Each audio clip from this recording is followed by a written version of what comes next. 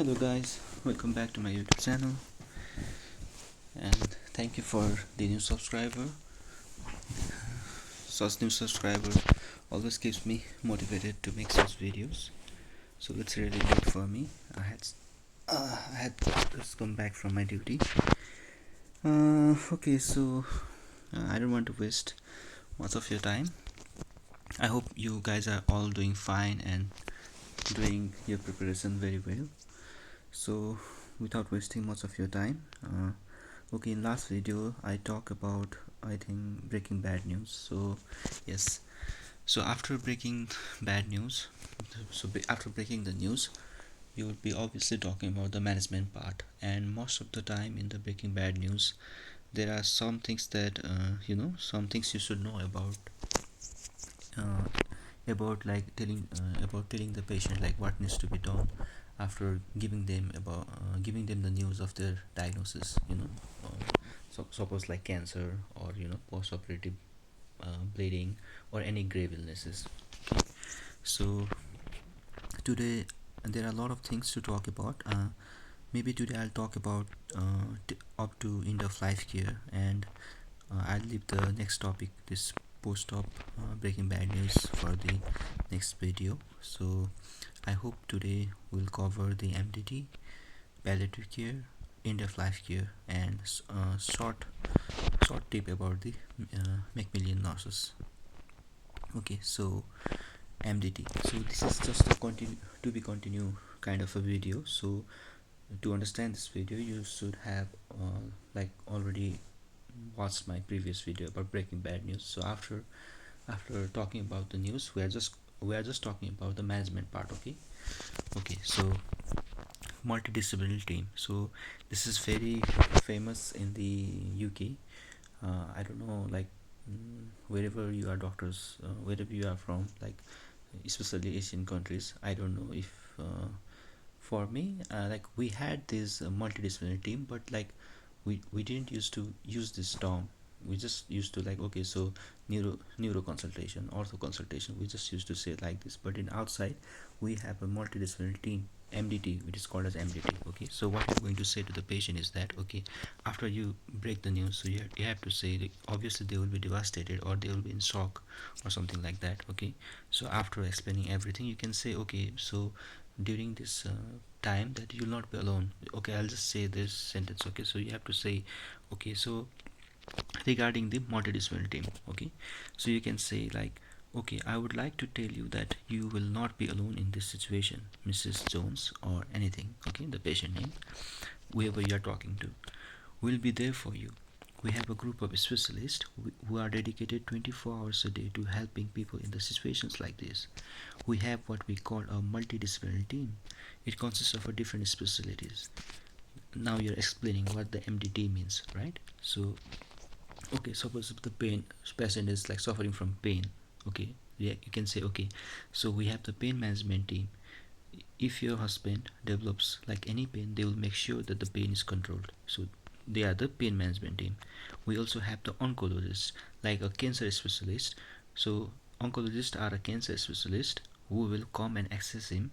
If they feel that he will benefit from chemotherapy or radiotherapy, they may offer it to him. Okay, so you are also explaining to the treatment. You are not saying it will be a chemotherapy or it will be radiotherapy.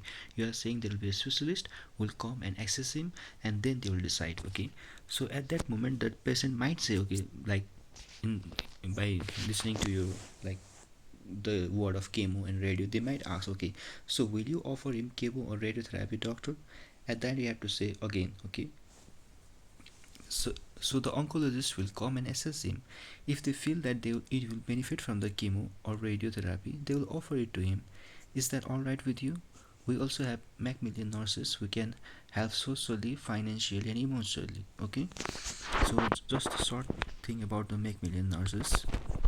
So this is important things or words you need to know during this kind of situations. Like Macmillan nurses, like initially these nurses was started for cancer patients, but nowadays they also help with self-limiting diseases. Okay, so they can be used for any kind of help. Okay, so if the disease is limiting, disease like the motor neuron disease, or anything that is more that I don't know, like it hampers your day-to-day activities. So you can use these nurses, but initially the main motive of these nurses were strictly for the cancer patients. Okay, so they can be used for the emotional, financial, and social support. Okay, yeah, MDT. So yes, the doctor will come. Yeah, okay. So regarding the, we can when you have to talk about the social services, you can say we also have social services. A social worker can arrange a carer who can come to your home to offer some help with everyday activities. This will only happen if you need help. Okay, whoever needs the social services, that you can even provide that facility. Okay, you can say this: the carers could come to your home once or twice or up to the 4 times a day, depending on how much help you need. Okay, suppose you are working like thrice a week, then rest of the 4 days you can manage with the social services worker, okay, to take care of the patient. So in that kind of situation, when you ask about the occupational history, or whenever the patient might say that, okay, I have difficulties like taking care of the patient because I work 3 times a week, and I don't know, like four times a week, for 4 days a week I can manage, but the rest of the 3 days I can't manage, or something like that. Then you can offer the social services, okay, in those kind of situation. So about the home situation, we can say about the occupational therapist. Okay, so we also have occupational therapist. They will come and ask you about your living conditions at home. They will then assess your husband to check if the condition at home will be suitable for your husband to live in or not. If they feel that he will be struggling, they might offer like some help to modify things in the house, like placing rails or a lift in the house. They can do more things to help him adapt to his home. Okay, so this does not need to be done now. Like it could be further down the line, like when he starts struggling a little bit. Okay, so the patient is discharged, and day to day, if the patient is deteriorating and is limiting his daily activities, then occupational therapist might be like involved in this kind of situation to make his life easier. So regarding the physiotherapist, we can say about, we also have physiotherapists. They can help him with the improvement of his mobility, something like that. Okay, and at the last we can even say, if the time is not, the time is running out, you can at last just quickly, you can just say that, okay, so I'll give you leaflets, website, and addresses from which you can obtain more information and help. If you have any questions at any time after this discussion, you know where we are. We are more than happy to clarify things for you and provide further support. Is that okay for you? Yes, and you can just conclude the station. So this is a very very like simple kind of a situation where you are going to talk about the MDT, but the most of the time in the Breaking Bad News, you will be involved with the palliative care or end of life care. Okay, and post of Breaking Bad News is different. I think it is a long topic. I should cover in next video. So for today, I'll just try to complete palliative care and end of life care. Okay, so what is palliative care? Okay, so do not get confused. Okay, palliative care is a broad term that encompasses of the hospice care, terminal care, end of life care, everything. So this is a very beautiful chart. So palliative care comprises of all these things. Okay, so what you have to understand is that the palliative care is like it deals with, whenever the disease is like very serious, and there's nothing you can do to cure the diseases, or to for the like for the treatment, there's nothing nothing can be done to the patient. In that kind of case, we provide palliative care just to have, like, the patient will not be in the discomfort or in distress, like just to for the easiness of the patient. Okay, in that kind of situation, you'll use the palliative care treatment, like, living with a life limiting illness with any prognosis, symptom management, maximizing quality of the life. Okay, not prolonging, okay, just the quality of the life. Like palliative, it could be palliative chemo or radio, palliative surgery, community support, psychosocial supports. But the so what is the difference between the end of life care and palliative care? So whenever the disease is like towards the end of the days, it could be weeks or it could be months, like then the patient has a very limited time, so just weeks or months. At that time, it would be a end of life care. Okay, so what it basically means is that, so end of life care is a form of a supportive treatment typically given in the last year of life, someone's life. Okay, like when all life prolonging treatments have become ineffective. Like, it focuses on managing symptoms, reducing distress, and improving quality of the life. It's just that. Just remember that palliative care begins at any stage of the disease. It could be at very beginning, like at the ordinary diagnosis of the like grave illnesses, but end of life begins at the very end of the days. When the patient has already the worst prognosis, when the cancer or something has like reached to the like later stage, the last stage. At that time, the end of life begins. Okay, where the date is like certain to happen and it is inevitable, something like that. In that case, you have to use the end of life term. Okay, you can like some examples, like advanced cancer, which I already told you, the last stages of cancer, motor neuron diseases with the worst prognosis. Okay, something like that. So that is the end of life care. Talking about the palliative care, so there is also one term that is known as terminal care. Okay, so it is a very last kind of a situation, like it could be like some days or like few hours of life. Okay, so these are just the term for it. And there is another term which is called as hospice treatment. Okay, so hospice care. So what it means is that, generally this hospice care is provided to the terminal diagnosis, and for the serious diagnosis, but not necessarily, it should not, it cannot be, it might not be in a terminal kind of disease, at the very beginning of the uh, stage of the cancer, something like that. Then at that time you can call as palliative. Next thing is like final 6 months of life, hospice care. Okay, so terminal care. Palliative care, as I've already told you, it could be in any time. Okay, at the beginning, at the last, it could be at the middle, something like that, of the disease progression. Treatment, mainly the hospice care is all about the pain management. There will be no any curative treatment, no single curative treatment.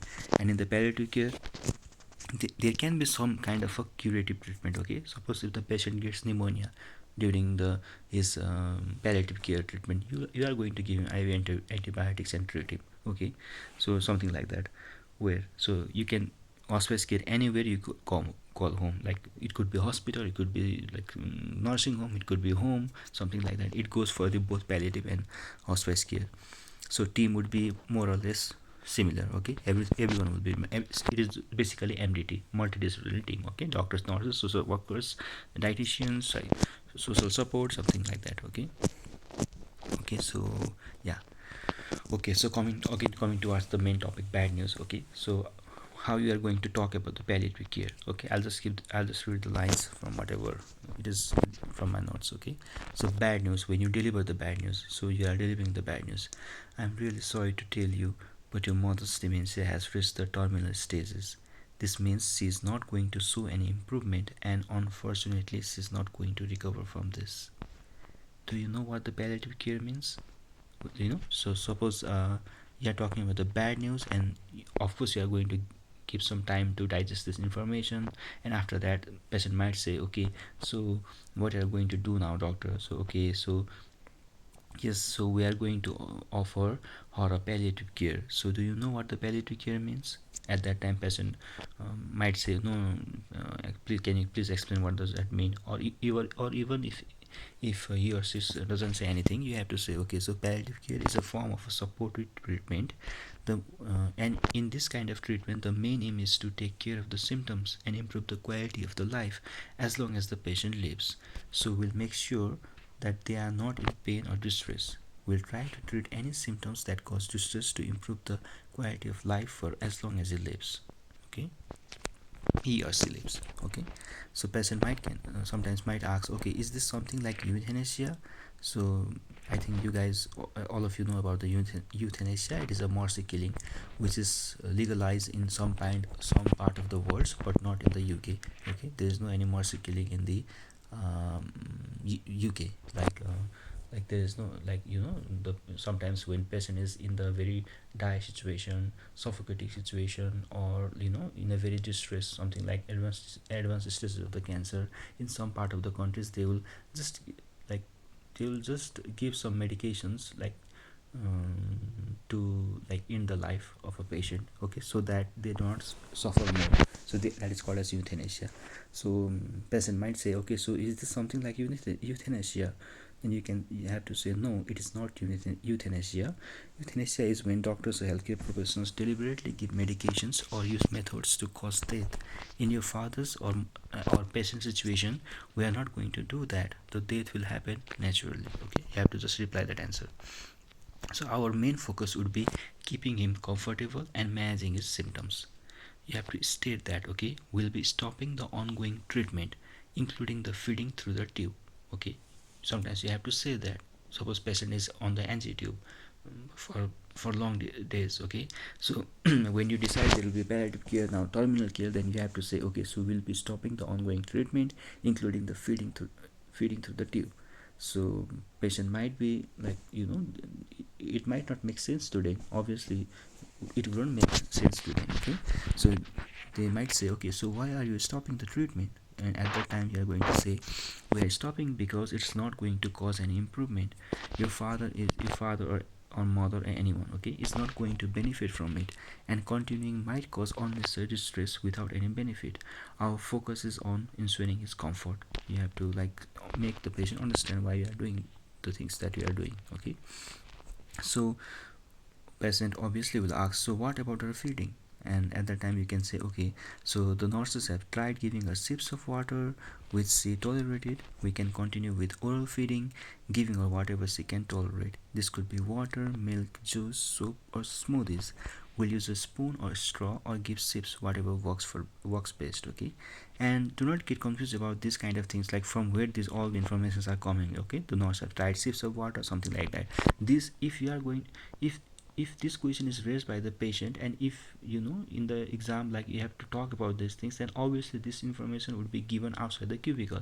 Okay, so patient has this condition, and the patient and the nurses have tried like giving sips of water. Now the patient is not tolerating and the tube was inserted, something like that. Okay, so this information will be provided. I'm just, these are all my notes, and it consists of like various kind of scenarios, so do not get confused like when I say these kind of things. Okay, so I'm just making you guys prepared for whatever the patient might ask from different kind of a scenario.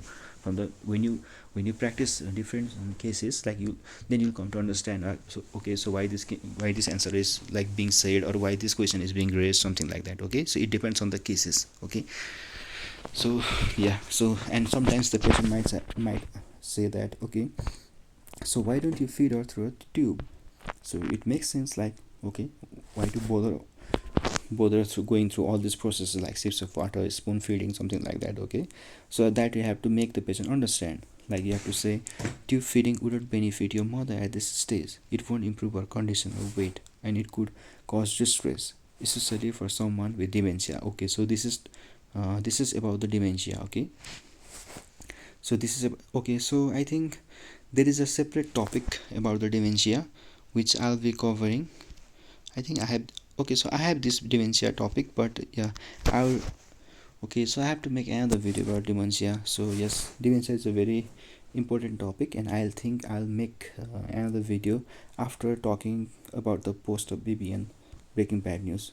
Okay, there will be, so after more one video, the next video will be about dementia. Okay, so yes, let's not talk about dementia right now, so you can say that those kind of things. Okay.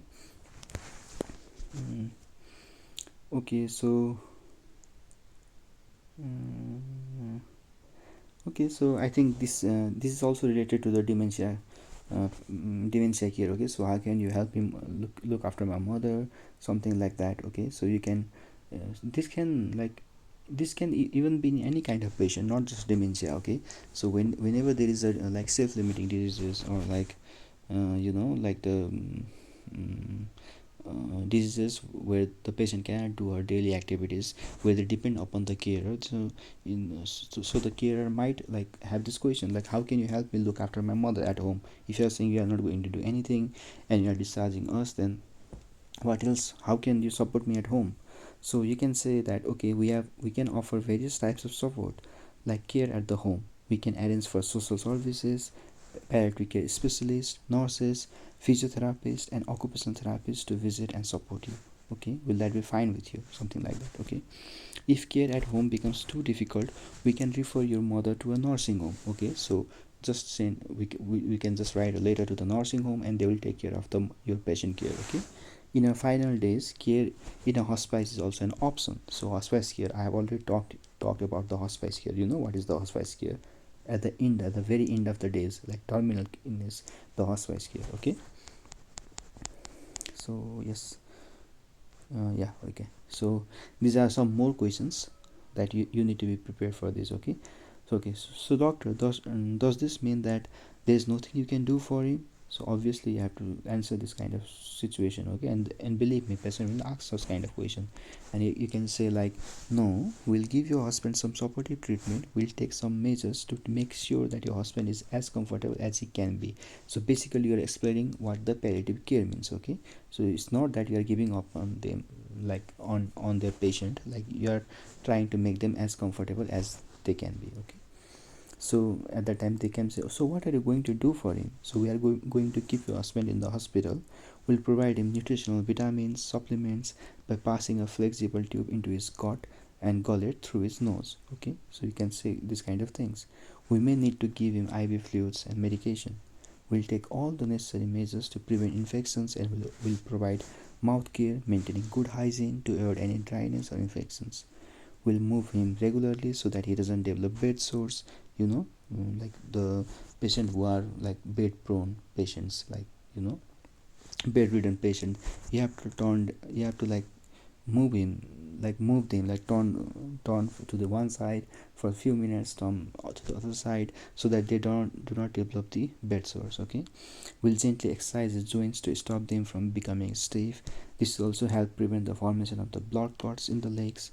We may also use some compression stockings for this purpose, something like that. Okay, and we'll also help him in emptying his bladder by inserting a flexible tube through his penis into his bladder. So you are basically explaining the catheterization.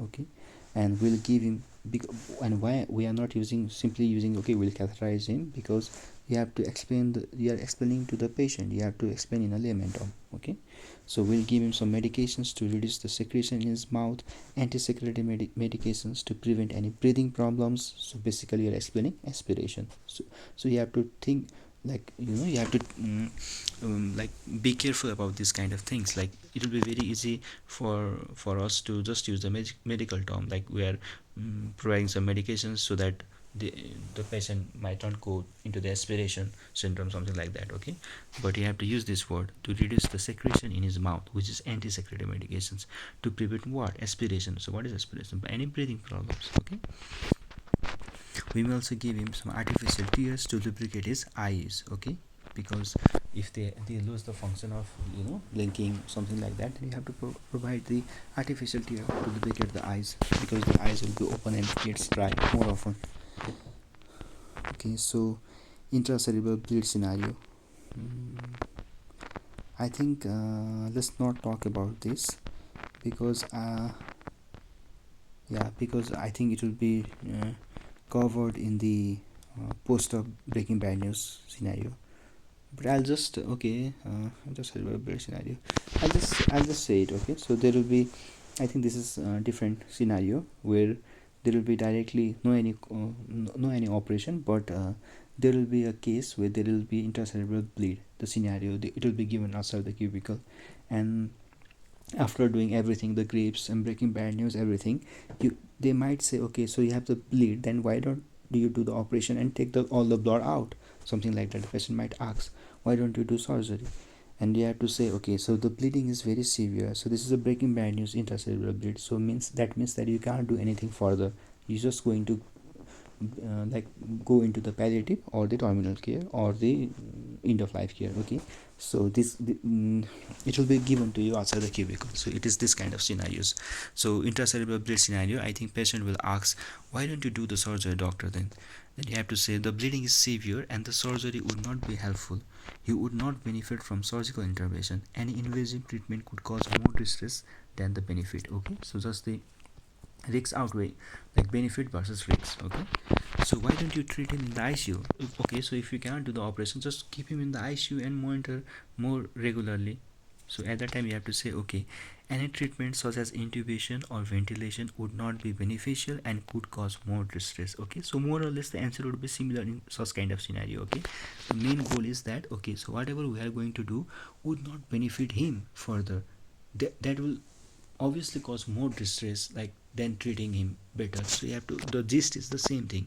If you decide to like further treat, then it will just giving more, it will just make it more uncomfortable. Okay, you have to say that, and it will be of no good to him. And whatever we are doing, it is done for the best interest of the patient, in the best interest of the patient. So the gist is same. So at that time the patient might say, is he going to die, doctor? I have to say, and at this kind of situation, okay, you are not going to give them false hope, like, okay. So and yeah, you know, I think in my previous videos, whenever the patient asks such kind of question, you have to say neither yes or neither no. You have to stick in the middle ground. But in this kind of situation, the breaking bad news kind of situation, you have to be very clear, okay, because you are already reached to the palliative and terminal care. At that time you can't say, okay, he may not die, he might die. If you say this, then you are like, I don't know, like, this is an absurd thing to say, because you are saying, at the one side you are saying that, okay, so he has already progressed to a later stage of the disease, and he has, basically you are saying he's going to die, and that's why you are stopping the treatment and only focusing on the palliative care. And whenever when he's asking, like, is he going to die, and you say, okay, so it is a very difficult question for me to answer, and you and if you like use this common phrase, like, which is relevant to the other case, other scenario, in this kind of situation, you will fail the exam. Okay, you lose the marks. So at this kind of situation, you have to be very straight, and like, not straightly you have to say, but you have to say, okay, so the gist should be he's going to die. And you can, the best thing to do is that, okay, so unfortunately I'm sorry to say that he's not going to make it. Do not use the term he's going to die. Okay, the best term to use in this situation would be he's not going to make it. Use the word, the phrase, okay, unfortunately I'm so sorry to say that he's not going to make it. So this is the best thing to say in this kind of situation. Okay, and at that time they might ask, okay, so when is he going to die? Now at this time, okay, at this time you can use the common scenario phrases, like, it is difficult to say exactly, but unfortunately this can happen within the next few days or next few hours. Okay, so it is not, if it is terminal kind of situation, the terminal cases, which will be obviously given in the scenario, it is a terminal disease, okay, terminal illness. If nothing is mentioned, then you can say, okay, if it is a palliative treatment, then you can say, okay, it could be some weeks, some months. Obviously we'll say it is difficult to say exactly, you have to use this term, okay, but unfortunately this could be some weeks, months, or might be a year. So the main goal is, don't give the exact numbers to the patient. Okay, you can say, it is very hard for me to say right now, I'll get back to you after some senior discussion. You can even say this, if, but this is the very last. If you have no any idea, if you go blank, then just use these sentences, like, I will get back to you after senior discussion. But as far as you are prepared, better to say, okay, give some like, whatever it is relevant to the care you are giving. Okay, if terminal care, then with few days, few months. If it is palliative care, you can say weeks, months, or even a year. Okay, so why did this happen to him? Okay, so I'm just talking about the intracerebral bleed. Okay, so whatever the case is given, you have to talk about that. Okay, because in the history you are already asking, okay, what are the risk factors, you will be taking the history of the risk factors, what could be the cause. You have already gone through the history. So at that time you might have some idea. So why did this occur? Okay, so in case of the intracerebral bleed, you have to say, okay, so he had a bursting of blood vessels in his brain. He likely had some malformed or abnormal blood vessels in his brain due to the in his brain due to the blood pressure, and that can easily break and bleed. So basically you are explaining, what you are explaining is the brain aneurysm. Okay, so you are explaining the aneurysm. Okay, and the next important question is, should I tell my sons who live in abroad or some foreign country about my patient condition, about my husband condition? And yeah, obviously you have to say, okay, it is better you are not going to say, no, don't say, don't bother them. You are not going to say, okay, you have to say them.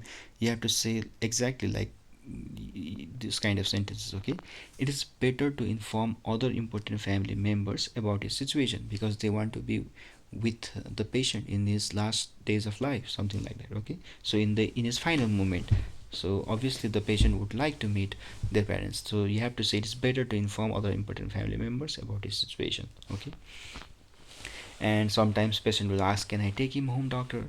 You can say, okay, so death and birth mainly happen in hospitals now.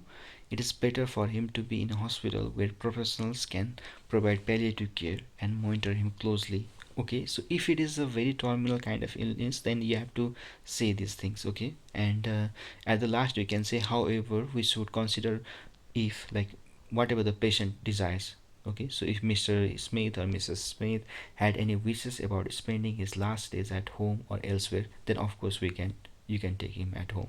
But still the advice would be stay in the hospitals if it is terminal. Okay, for the palliative, you can be anywhere, anywhere comfortable, nursing home, house, something like that. Okay, and some other questions or query of the patient could be like, have you given up on him? You can say no.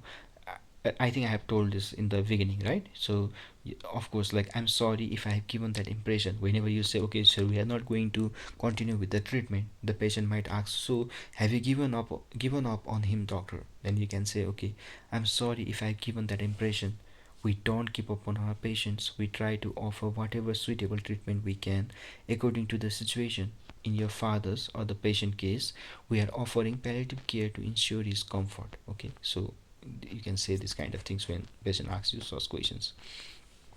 Can you please delay his death, doctor? Like, I want to, my son is coming from abroad in the 5 or 6 days, or in the next month they have their holiday, their vacations after they study, and now exam is going on. Can you please delay his death for some more period of time? They might ask you such questions. You can say, okay, so how you are going to answer this? You are going to say, okay, so when someone is in a condition like this, it's not possible for doctors to prolong their life.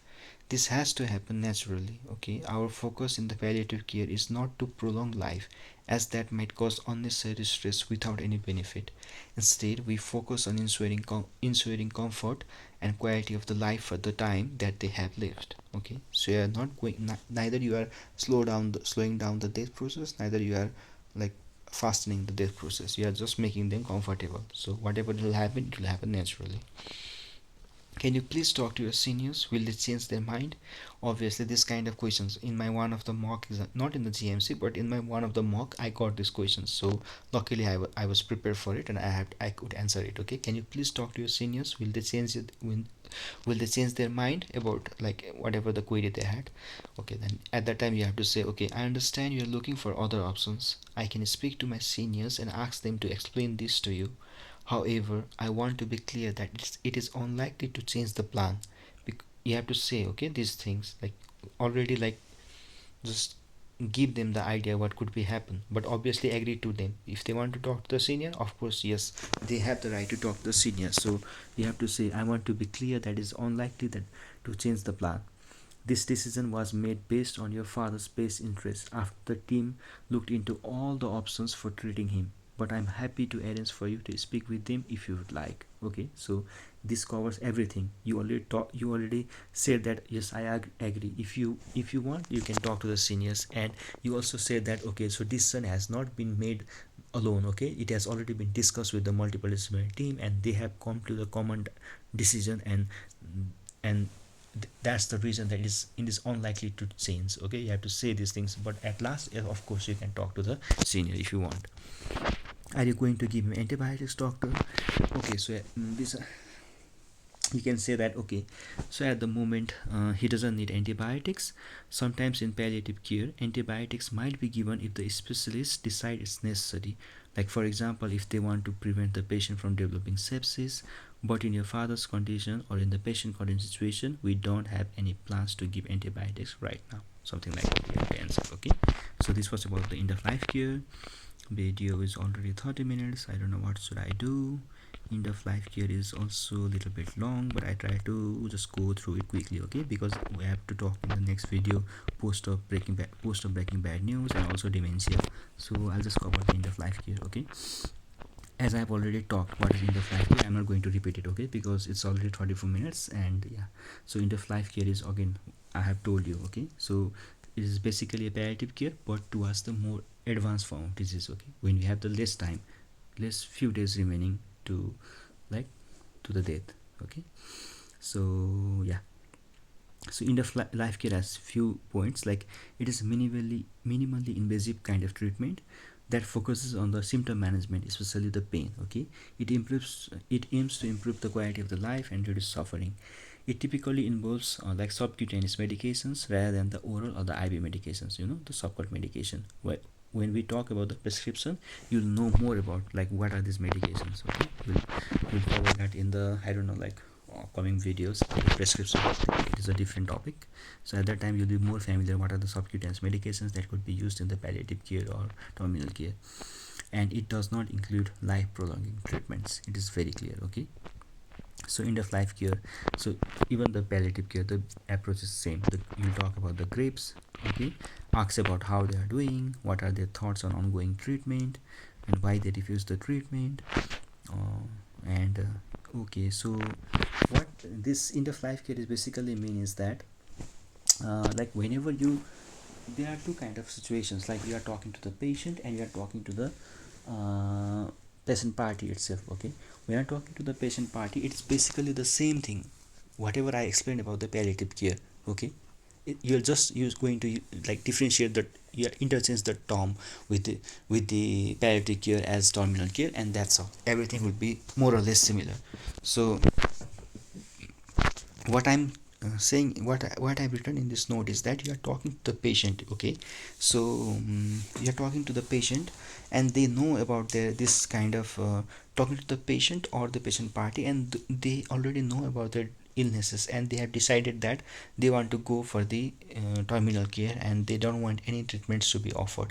In this kind of situation, you have to, like, the situation is little bit different, okay, than breaking bad news. So you are doing grips, you are asking how they are doing after their diagnosis has already been told to them, and what are their thoughts on ongoing treatment. So are they finding their ongoing treatment comfortable or something like that, okay. And obviously in the cubicle, the scenario, it will describe that, okay, so they are not interested in the treatment and they will deny all kind of treatments.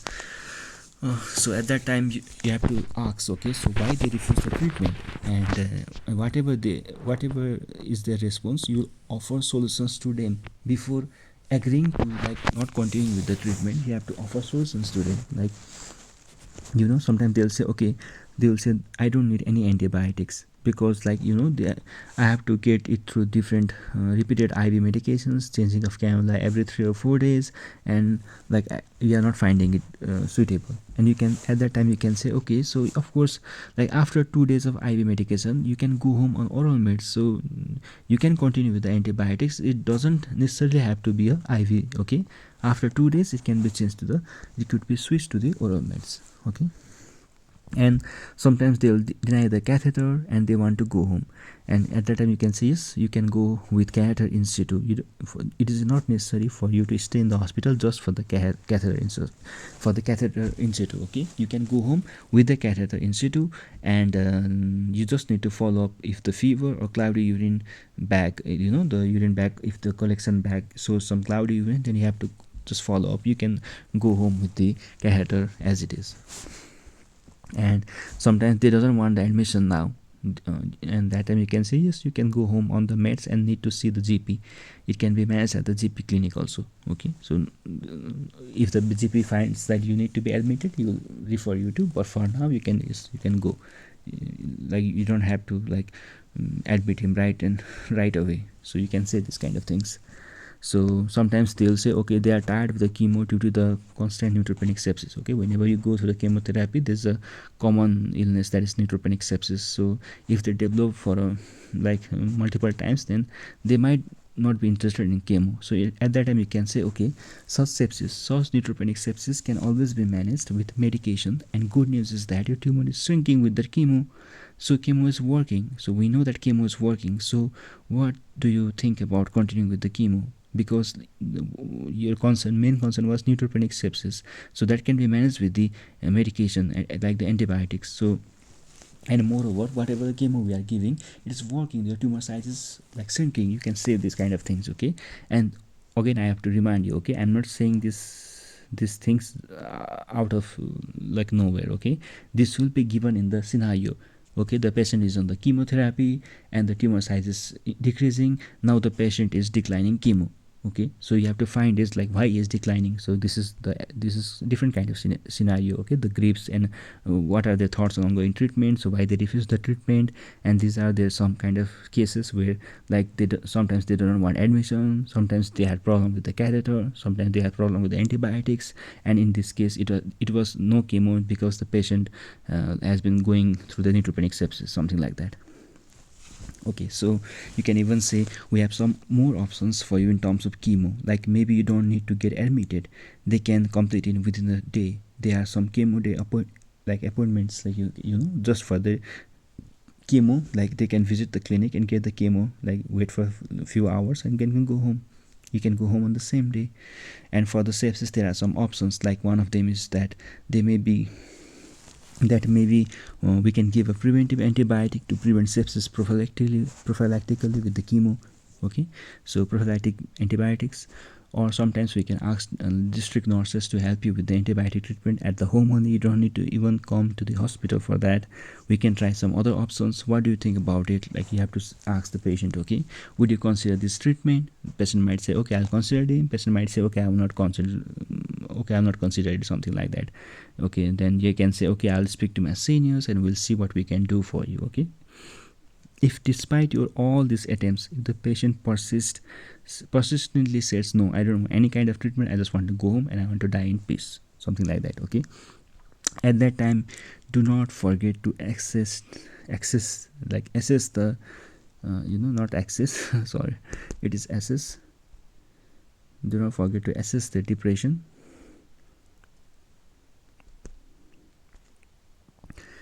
Assess the depression, and if it is okay, then accept the patient wish.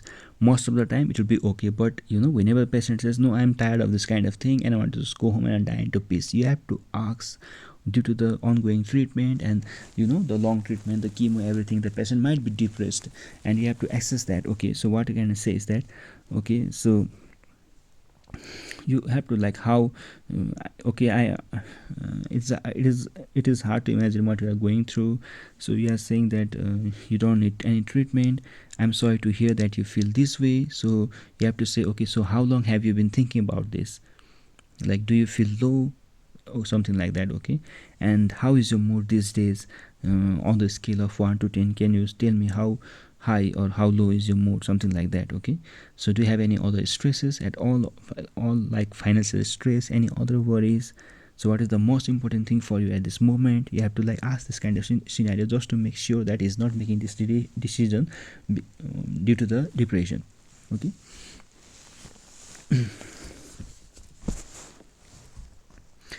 Yeah, so and if he has depression and he has suicidal tendency, then of course he can't refuse the treatment, like so if like you have to, this is very important thing, the most of the candidate will forget about this. Okay, whenever this kind of situation, it'll just take a 1 second.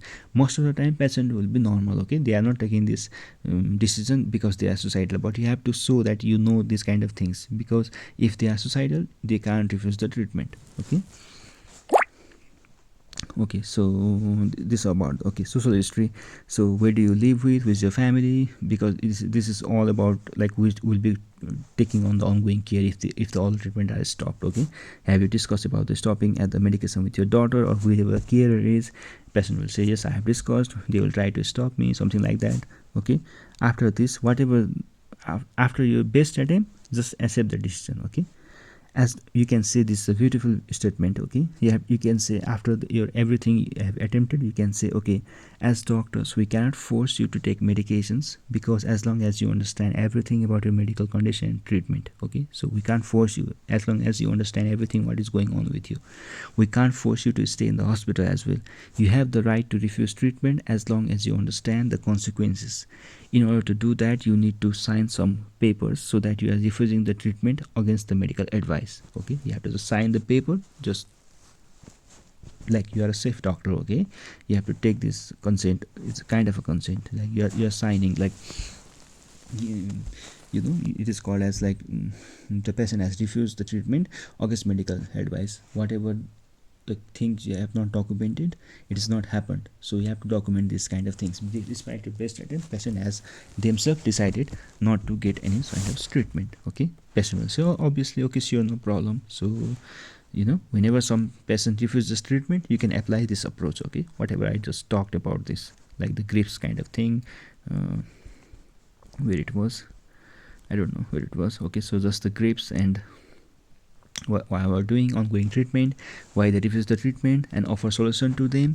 Even after offering the solution, they don't accept. Of course, you are saying, okay, this is your wish, and okay, your right to refuse the treatment, but take the sign, something like that. Okay, you have to talk about the sign. Okay, you have to sign some papers that that says that you are refusing the treatment unless the medical advice, and you can just go. Okay. Okay, so this is going to be a very long video. I don't know what should I do. Okay, I'll just try to solve. Okay, so at the very last, when the patient has decided, okay, so they are going to die, you can say that, okay, it is good that you have, after discussing everything, you have to say, now I'm just talking about the end of life. Okay, end of life situations. It is a very few cases there are in the JMC, but if they comes, you need to know about it. Okay, so most of the cases will be whatever we are talking about, the palliative care kind of thing in my previous slide. Okay, that was previous note, it was up to that. But in sometimes there will be this kind of thing where you have to talk about this kind of things. Okay, about the CPR, everything. So you can, at that time, when you are going about to start this kind of talks, then you have to say, you have to signpost first. Okay, so, kind of a, like like signposting this kind of talks. Okay, it is good that you have started thinking about your future. Therefore, I believe it is the right time for us to talk to you regarding few important decisions in terms of looking after you in the future. What we are talking about is end of life care. Okay, so can I go ahead? Obviously, person, yes, doctor, please, sure, go ahead. Then what are the things you are going to talk about? You have to talk about the advanced treatments. Okay, like CPR. You have to make clear, because patient is refusing all kind of treatments. Okay, so what you have to give, like the CPR, if he comes to the hospital, or if of his relative or his neighbor rushes to the hospital when he collapsed suddenly, something like that. So you have to say, okay, at that kind of situation, like ask if you know what the CPR is, and what, like whether they want it or not. If not, then they have to, like you have to make the DNA CPR form ready, something like that. Okay, so if they want, you have to explain complications. So what I think I should talk about this kind of things in separate videos, but more or less I think we all are doctors and we know what are the complications of the CPR. Even if they survive, it is very hard, like post resuscitation care is needed, something like that. Okay, if they don't, then tell the risks. Okay, if not, start within the 10 minutes of the stop, like 10 minutes of your heart when they are stopped, then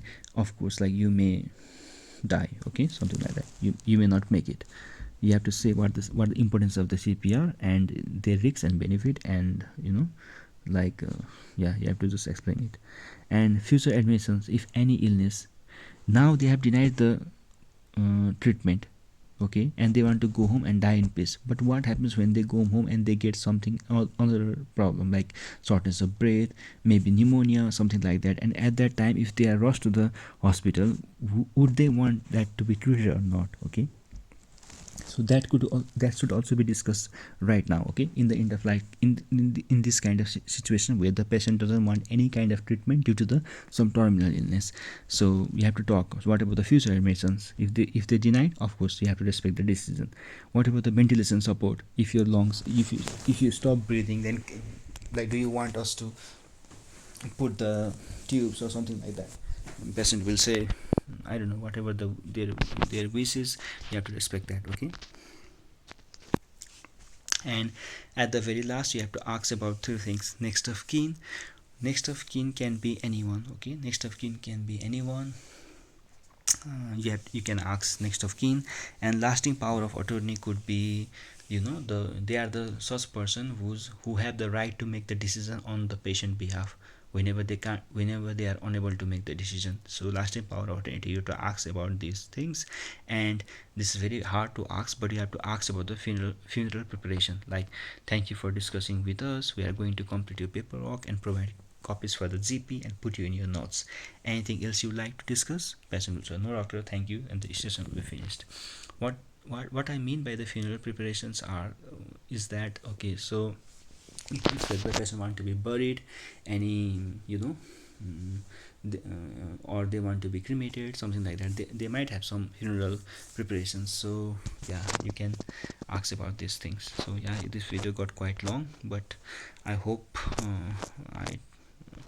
I've talked about these things. So this is very rare, okay? Do not like focus on these things like that, whatever I talked about at the last, okay? Your main thing about the breaking bad news would be the palliative care, what I just talked in this my note, okay?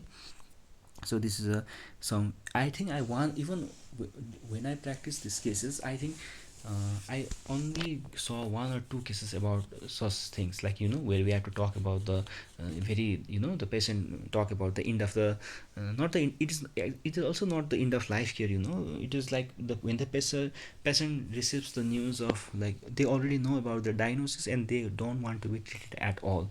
So at that kind of situation, you will ask these questions. It is very rare, and you don't have to focus on this, but if you are like, if you know these things, then it would be better. If you get, who knows in the GMC what will come. So I'm just making you prepared, okay? So sorry guys, video was quite long, but next time I'll just talk about the post-operative breaking bad news, and in the next video I'll talk about the dementia breaking bad news, okay? So thank you for listening till here. So if you guys, please, I'm requesting you time and again, if you find this videos helpful, then please do like, keep subscribe and share among your friends. This will like help me to get motivated to make more videos, okay? See you next time. All the best for your preparation, and I wish you good health to all of my viewers, okay? So see you next time.